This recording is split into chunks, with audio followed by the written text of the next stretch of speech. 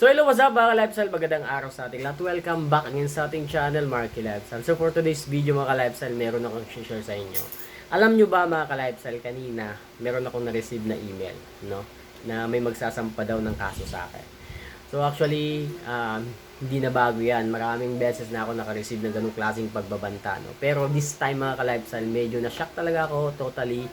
And syempre natakot din, ano? So, alam ko, interesado ka, gusto mo malaman, please tapusin mo tong video hanggang dulo. And then, kung bago ka pa lang sa akin channel, once again, napadaan ka lang, please consider subscribing and then paki-hit na rin yung notification bell nang sige mo notify po kayo sa susunod na mga interesting video na i-upload po natin, especially about online leading application. No? So, yun na nga mga ka-lifestyle, no? Na-shock talaga ako totally. Pero good news mga ka-lifestyle, hindi po online lending application yun, yung magsasampa ng kaso sa akin. No? So, kung natatandaan nyo mga ka-lifestyle, I think November yata yon, nag-upload ako ng isang online casino game na pinromote ko talaga. Aminin ko po yan, nagkamali ako that time, no. So, yun na nga, na-delete ko po kasi yung video na yun mga ka-lifestyle, na hinanap kasi nila sa channel ko, wala na daw, no. Kasi yun, meron kasi kaming kontrata, no. Bago ko i-delete yun, kailangan mo na, basta alam na ng mga promoter ng casino game yan, ano, kung ano yung mga kasulatan doon.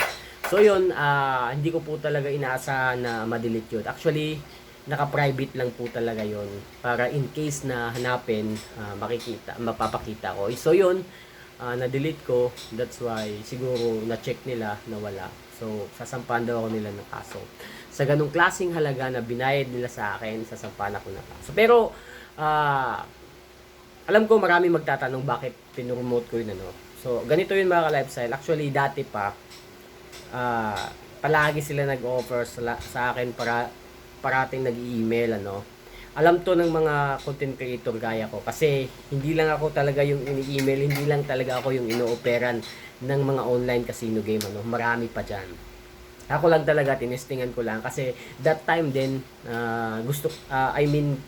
syempre, hindi naman magpapakatotoo naman ako. Kailangan ko din ng pera that time, ano, to support yung pagba-vlog ko. Kailangan din natin ng, of course, internet, 'di ba? So sinubukan po natin. And then 1 month lang din naman I think yung kontrata namin, ano? So yun, tinry ko. Yung sad to say kasi na-delete ko, no? Hindi umabot ng 1 month, na-delete ko. That's why siguro na-check nila na nawala na sa channel ko. Yun, magsasampa sila. Actually, yung communication talaga namin is sa Telegram po. So nag-PM sila sa Telegram and then nag-email. Ano daw, nasa na daw yung pinopromote ko na video. So alam to ng mga mga online casino game promoter na mayroong kontrata. So yun, marami kasing nagagalit if magpo-promote tayo ng mga ganitong klaseng game, no. Sa bagay hindi naman talaga advisable yung mga ganitong klaseng game kasi panira din to sa buhay mga ka-lifestyle. Yun yung pagkakamali ko dati. So kung naalala nyo, si King Lux din dati nag-promote ng video, ng online casino game, pero binawi niya rin, nag-apology rin siya, no, na hindi na daw siya mag-promote. So ganun din yung ko dati. Kailangan ko talaga ng pera, that's why sinubukan din natin.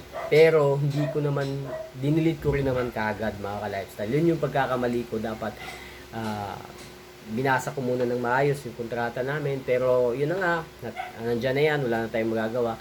So sa lahat po na may ganitong klaseng experience mga ka-lifestyle, please share your experience mga ka-lifestyle sa comment section ng videos na to.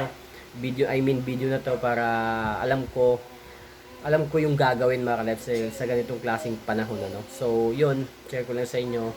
Medyo natakot lang talaga ako kasi usually yung mga magsasampa ng kaso, fake na kaso, is yung mga online leading application lang. So this time iba na namang so lesson learned na rin sa akin to na wag basta-basta nagtatanggap ng mga ganong klaseng promotion video, para basta yung mga lifestyle na nataranta lang talaga ako. That's why nagawan ko to ng video para of course makahanap din ng kaakibat kung paano yung gagawin sa ganitong klaseng panahon, ano. Kasi first time ko eh. Imagine yung pinromote natin, magsasapa ng kaso. Pero anyways mga ka-lifestyle, alam din naman nila yan na alam na din nila yan na dati pa hindi ko talaga gusto yung mga ganung klaseng game, ano, na kasi nakakasira to ng buhay. Nakakalulong talaga to, itong bisyo na to. So, pangatlong beses na to, pero that is the last time mga ka-lifestyle na magpo-promote talaga ako ng online casino game. Kasi yun na nga, baka kasi maraming magalit. Kasi maling-mali naman talaga din yung mga ganong klaseng mga games na marami ka talagang maluloko, marami ka talagang ma-scam mga ka-lifestyle, ano. So, I hope sa lahat po ng mga nanonood ng video na to mga ka-lifestyle, wag po kayong basta-basta tatangkilik papasok sa mga ganong klaseng mga online casino games, no? Kasi papanalunin lang po kayo niyan sa umpisa, then sa kalaunan, yung sunod-sunod yung pagkatalo nyo. So yung mananalo lang talaga dito, yung mga nagpo-promote, no? Aside sa bibigyan ka ng commission every time na merong magde-deposit, pag naka-invite ka pa ng 10, meron na namang commission. Ang laki ng kikitain mo talaga aside dun sa ibabayad nila. That's why, syempre, sinubukan din naman natin, yun nga lang, hindi talaga medyo nag-click sa mga viewers natin, medyo hindi maganda, no. So yun, hindi ko nagagawin yun, hindi ko na ulitin yun, para kasi alam naman natin na may mga batang pwedeng manood. That's why baka mapunta dun sa link na yun, no. So yun mga ka-lifestyle, ano. So, yun lang, share ko lang sa inyo. Yun yung nagsampa ng kaso sa akin. No? Linawin ko lang nga hindi online leading application. Sanay na ako kasi, actually, sanay na talaga ako sa mga ganyang mga pananakot, yung mga sampa-sampa ng kaso, no? Sa online leading application. No? So, yun lang mga lifestyle. No? Peace.